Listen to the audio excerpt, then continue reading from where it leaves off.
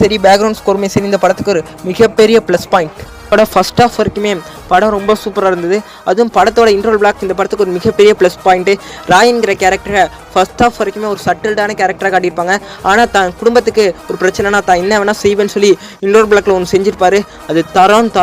இன்ட்ரோல் பிளாக்னா தரமான இன்ட்ரோல் பிளாக். இந்த படத்துக்கு ஒரு மிகப்பெரிய ப்ளஸ் பாயிண்டான இந்த இன்ட்ரோல் பிளாக். படத்தோட செகண்ட் ஹாஃப்ல முக்கியமாக இந்த சீன் நம்ம எஸ்ஜே சூர்யாவும் தனுஷ் மீட் பண்ணுற மாதிரி ஒரு சீன் இருக்கும். அந்த தனுஷ் எஸ்ஜே சூர்யா மீட் பண்ண போகும்போது என்னால் ஒன்றையும் கொல்ல முடியும்னு சொல்லி கண்ணாலே ஒரு மிரட்டி ஒரு சீன் நடிச்சு பாருங்க. தரம். நம்ம எஸ்ஜே சூர்யா ஒரு செகண்ட் அப்படியே ஜர்க்காகி நிற்பார். அந்த சீன்லாம் தரமாகவே எடுத்திருந்தார் நம்ம தனுஷ். ஆரம்பிச்சிலேருந்து படத்தோட ப்ளஸ் பாயிண்ட் மட்டும் சொல்லியிருக்கோம்.